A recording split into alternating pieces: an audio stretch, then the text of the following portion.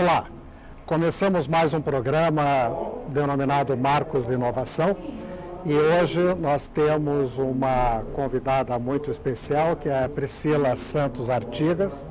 Ela é advogada, especialista em direito ambiental, com grande reputação nessa área.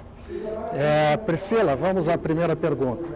Quais são as suas qualificações acadêmicas e profissionais? Bom, Marcos, antes de qualquer coisa, queria te agradecer pelo convite. É um prazer enorme estar com você aqui hoje. Admiro muito o teu trabalho na plataforma de inovação. Já tivemos a oportunidade de estar juntos naquele evento que você fez sobre energia. Então, realmente, para mim é um prazer enorme. Sobre a minha qualificação, não é fácil falar, porque a gente falar de nós mesmos sempre é, é um pouco bastante suspeito, mas vamos lá. Eu sou advogada, formada em 1995 pela Faculdade de Direito de Curitiba. Eu fiz na época administração na Federal também, entrei na Curitiba, então fiz dois cursos, acabei me apaixonando pelo direito e abandonei a administração. Me formei em administração em 1995, fiz 25 anos de formada esse ano. Depois disso eu fiz vários cursos, até me encontrar com o direito ambiental. Em 2002, eu fiz um curso de especialização em direito ambiental na Faculdade de Saúde Pública, aqui em São Paulo, na Faculdade de Saúde Pública da USP, que era um centro integrado de algumas faculdades, a Faculdade de Direito, a Faculdade de Engenharia, a Faculdade de Saúde Pública, de Arquitetura e Urbanismo, que fizeram um núcleo de estudo de direito ambiental e tinham 4 cursos de direito ambiental, engenharia ambiental, educação ambiental e saneamento ambiental e saúde pública. Eu fiz esse curso em 2002, foi o SEDA 7 que chamava, foi o que me fez entrar definitivamente na área. Depois disso eu quis continuar estudando, né, e fiz um mestrado na Faculdade de Direito da USP, do Largo São Francisco. Na época não tinha uma área específica de direito ambiental, então eu fiz em filosofia do direito, em teoria geral e filosofia do direito, que era uma área que tinha um professor, o Alaor Café Alves, que tinha interesse em direito ambiental, trabalhava com isso, então eu entrei na área de filosofia.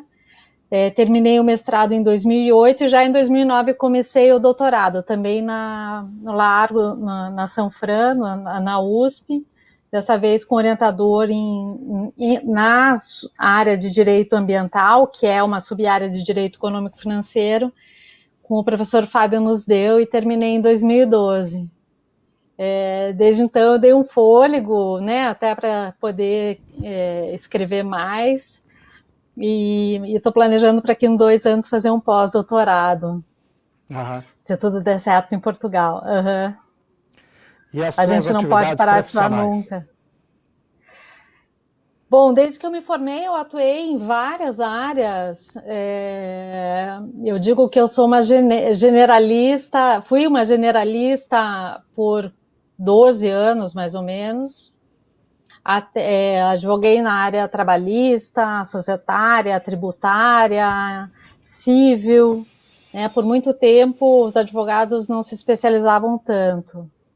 E a partir de 2002, me direcionei bastante para o direito ambiental. Em 2004, eu recebi um convite para trabalhar no escritório aqui no Milaré Advogados, em São Paulo, e aceitei o convite. O Dr. Edson Milaré tinha sido meu professor na Faculdade de Saúde Pública, naquele curso de especialização, e por conta desse relacionamento que eu continuei em contato, ele me convidou e eu vim em 2004, até porque eu queria continuar mestrado, doutorado, e estou no escritório desde então. Eu coordeno uma equipe, agora está fazendo 16 anos, agora em novembro, de aniversário no escritório. Eu coordeno uma equipe hoje com 5 advogados, 4 estagiários, e a gente advoga muito para energia. A gente atende na minha equipe, com muito orgulho. Nós atendemos a usina hidrelétrica de Belo Monte, a gente advoga para eles desde 2006. Há 4 anos, agora não vou saber, a gente começou a atender também todas as questões ambientais da Itaipu Nacional. E inúmeros empreendimentos hidrelétricos, Brasil afora, pequenas centrais hidrelétricas, usinas eólicas, solares. Eu gosto muito de trabalhar com energia. A gente também atende empresas mineradoras, grandes, pequenas, atendemos projetos de infraestrutura, portos, rodovias, enfim, bastante trabalho, Marcos, cada vez Muito mais, bem. a área ambiental. Uhum. Como você citou o setor de energia, você podia falar um pouco sobre esse Código Florestal e que ele mexe na preservação permanente das usinas hidrelétricas? Sim, posso sim.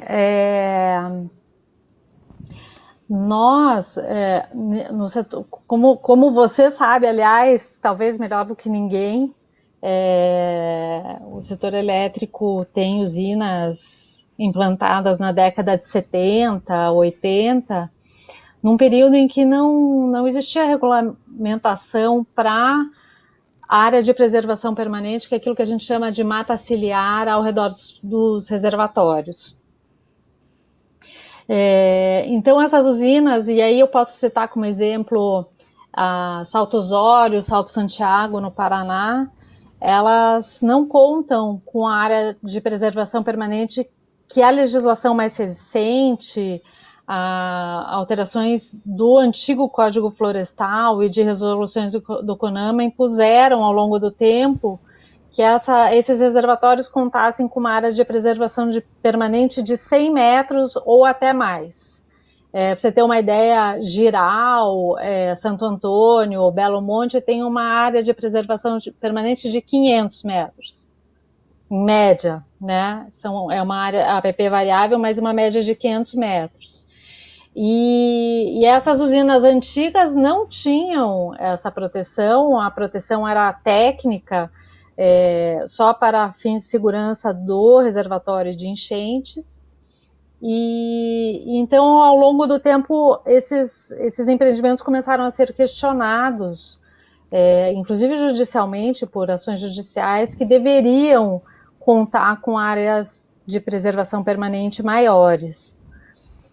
O que se tornou muito difícil, porque essas áreas não são de propriedade das usinas e já são áreas muito consolidadas, muitas utilizadas para lazer, muitas cercadas por municípios, e aí essa discussão durou muito tempo.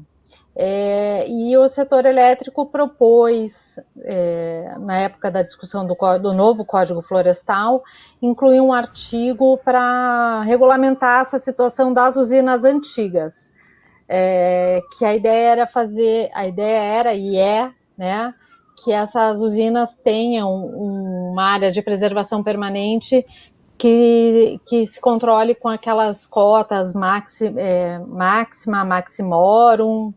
Não vou saber exatamente os termos, porque são muito técnicos. Mas tem uma área de preservação permanente, é o necessário em termos ambientais e o necessário para assegurar a segurança do reservatório. E esse artigo foi incluído no projeto, foi aprovado, é o artigo 62 do Código Florestal. Como você sabe, o Ministério Público Federal, logo que aprovada a lei em 2012, entrou com 4 ações diretas de inconstitucionalidade no Supremo Tribunal Federal contra muitos artigos, muitos dispositivos da nova lei, e não só entrou contra as regras, como também o Ministério Público se recusou a aplicar um novo Código Florestal, apesar de ser uma lei aprovada pela democracia representativa, né, pelos nossos governantes, os nossos congressistas. E desde 2012 até 2018, essas ações tramitaram no STF, contaram com audiências públicas, o relator era e é o ministro Luiz Fux, até que as ações foram julgadas e esse artigo 62 foi declarado constitucional pelo STF.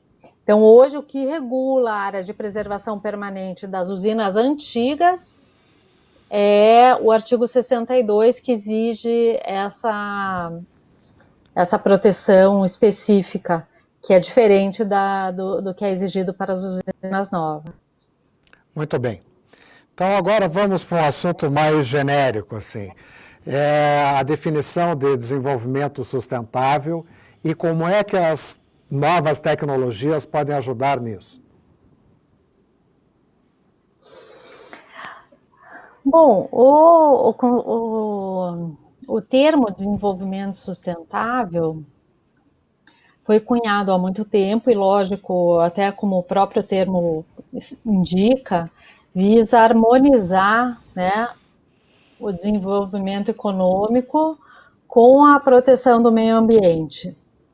É uma forma de preservar os recursos naturais que são finitos ou tem uma renovação lenta, né, com as necessidades do homem. Desde a Convenção de Estocolmo, em 1982, por um relatório que ficou muito famoso, chamado Relatório Brundtland, esse termo, desenvolvimento sustentável, passou a ser utilizado com esse objetivo. Um pouco criticado, às vezes, por alguns juristas, doutrinadores, por considerar que não seria possível o desenvolvimento sustentável. Os recursos naturais são finitos, as necessidades humanas são infinitas. Mas aí entra a tecnologia.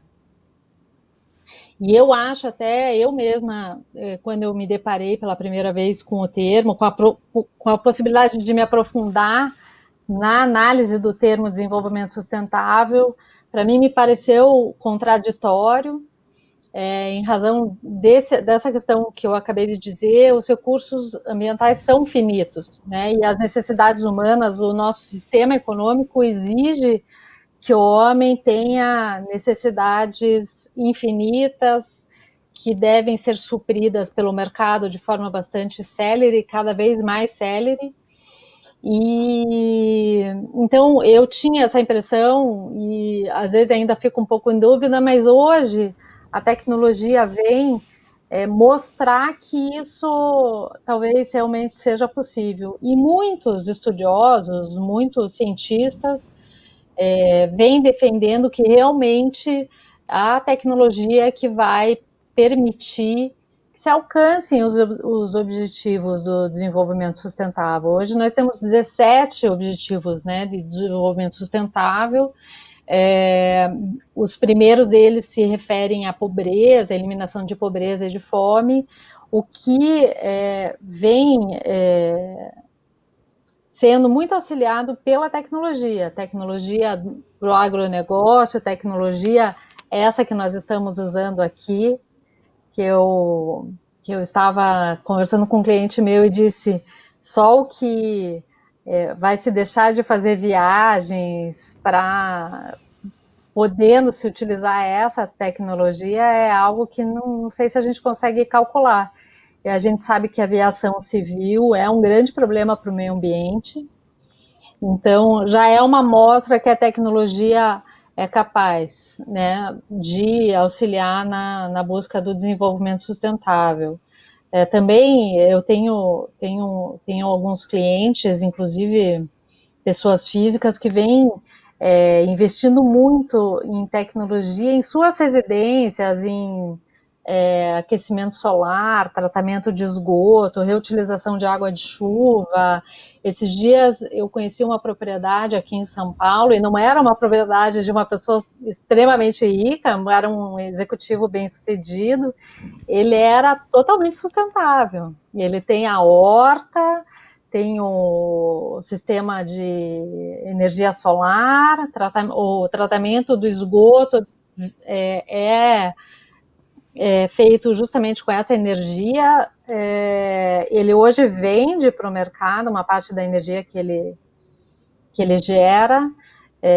Ele reutiliza a água de chuva, reutiliza a água do banho para limpeza e para irrigação do jardim e da horta, que é uma grande horta. E ele está lá com a família em toda a quarentena, de uma forma extremamente sustentável. A gente sabe que isso não é simples num país como o nosso, com tanta pobreza, tantas dificuldades. Para mim, é uma mostra de que é possível, que a tecnologia pode ajudar a chegarmos, a alcançarmos esse objetivo. Muito bem. Por coincidência, eu participei de um grupo de 5 pessoas que montou o primeiro curso de doutorado em Meio Ambiente e Desenvolvimento aqui na Universidade Federal do Paraná, junto com a Universidade de Paris 7. E naquela época nós líamos um livro do Pascoal Bernardin chamado O Império Ecológico. E quem não leu, eu sugiro que leia. É um livro muito bom para quem atua nessa área. E eu queria saber a tua opinião sobre a atuação nesta área de meio ambiente aqui no Brasil. Marcos, quando eu comecei a estudar direito ambiental, as pessoas me perguntavam, mas o que significa direito ambiental? Com o que você vai trabalhar? Qual que é quem é o teu cliente? Quais são as questões que você vai tratar? E hoje ninguém me pergunta mais, bem pelo contrário, as pessoas se interessam muito e tem muita gente querendo entrar na área. Eu nem preciso te dizer o quanto esse assunto está em voga. Todos os dias a gente lê questões ambientais, problemas ambientais ou questões ambientais nos jornais. Quando eu comecei a estudar direito ambiental no ano 2000, por conta da lei de crimes ambientais, que é do ano 2000, a gente pouquíssimas vezes a gente se deparava com alguma notícia importante em jornais e hoje essas notícias são diárias. Então, aquelas profissões que por muito tempo eram esquisitas, entre aspas, tipo oceanografia, zootecnia, Não são até mais. biologia, não são mais. São áreas muito interessantes e eu estimulo muito aqueles que têm interesse a ingressar, porque eu acho que o mercado está muito crescente nesse sentido. E qual é a sua percepção sobre a imagem que o Brasil tem em relação à política ambiental? A minha percepção é como de todos, a imagem que o Brasil tem, mundo afora, é muito negativa. Só que eu critico isso, né? Eu acho que é exagerado. Eu penso que o Brasil é um país muito conservador, tem muitas áreas protegidas, tem muitas áreas indígenas, tem muitas áreas quilombolas, em comparação com que outros países desenvolvidos. Eu fui buscar alguns dados. Por exemplo, o Brasil tem 32% de áreas protegidas, considerando terras indígenas, unidades de conservação e áreas quilombolas. Os Estados Unidos, em 2018, tinha 13% de áreas protegidas. Então, em termos de áreas, e o Brasil é um país de dimensões continentais, isso realmente é muito expressivo. São 79 milhões de hectares de áreas protegidas. O que torna o Brasil um local de muita importância para o mundo todo.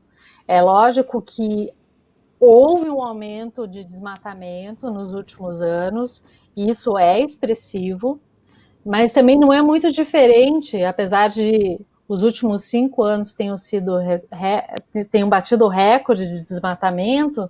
Isso também se deve, no meu modo de ver, e eu busquei informações nesse sentido e não consegui, então é uma percepção particular minha, mas eu acompanho muito as análises que o IBAMA e a FUNAI fazem do desmatamento da Amazônia e de terras indígenas. A FUNAI, para você ter uma ideia, só passou a contar com centro de monitoramento remoto das terras indígenas da Amazônia Legal em 2018. Antes disso, a FUNAI não tinha dados de desmatamento reais como tem hoje. Então, no meu modo de ver, é natural que note um incremento do desmatamento, até porque hoje os dados que são colhidos nesse centro de monitoramento, e a gente conhece muito bem porque foi uma das exigências feitas para Belo Monte. Esse centro de monitoramento remoto foi implantado pela Norte Energia. Ele é alimentado com os melhores satélites do mundo, os mais precisos, né? Então é uma tecnologia de ponta mesmo. E aí é natural que o desmatamento seja notado. Não que os números não assustem, mas eu penso que esses números são muito utilizados para manchar a imagem do Brasil, mundo afora, e principalmente no sentido de Com interesses combater a políticos concorrência e econômicos. e Tem econômicos. muitos interesses políticos, mas eu penso que também tem muitos interesses econômicos. Você citou o livro, e eu li esses dias um livro que chama Quem Manipula os Povos Indígenas contra o Desenvolvimento do Brasil. É do Lourenço Carrasco e da Silvia Palacios. O Lourenço Carrasco é um dos autores de Máfia Verde também. E ele traz um raciocínio muito interessante, mostrando quanto esses povos indígenas, que são muitas vezes miseráveis e querem melhorar, não conseguem por conta dessa manipulação que é feita por outros interessados. Muito bem, para encerrarmos a nossa entrevista, eu queria que você fizesse as tuas considerações finais. Marcos, o que eu tenho falado muito e a gente estava conversando um pouquinho sobre isso antes de começar a entrevista, é o quanto o meio ambiente é utilizado com outros interesses, mais ou menos essa linha do que o Lourenço Carrasco fala. Lógico, tem questões que a gente tem que desconsiderar na análise dele, talvez exageradas, mas é uma linha de raciocínio que faz todo sentido. Tem começo, meio e fim, tem lógica, né? Eu me assusto muito com os outros interesses que vêm permeados no discurso do protecionismo, na ideologia. Eu acho que o grande problema do Brasil, e é nisso que nós devíamos focar, não que a proteção ambiental não importe, claro que importa, é importantíssima, aliás, mas eu penso que aqui no Brasil a gente tem que se preocupar mais com os níveis de pobreza, falta de educação, falta de saúde. É esse o foco que eu penso ser mais urgente hoje do que... Não digo nem que dá para comparar com a proteção ambiental, mas eu gostaria muito de ver uma preocupação com educação, saúde, níveis de pobreza tão grande quanto com as questões ambientais. Muito bem, eu agradeço a doutora Priscila e agradeço também ao Uninter pela oportunidade de fazer esse programa de entrevistas. Obrigado.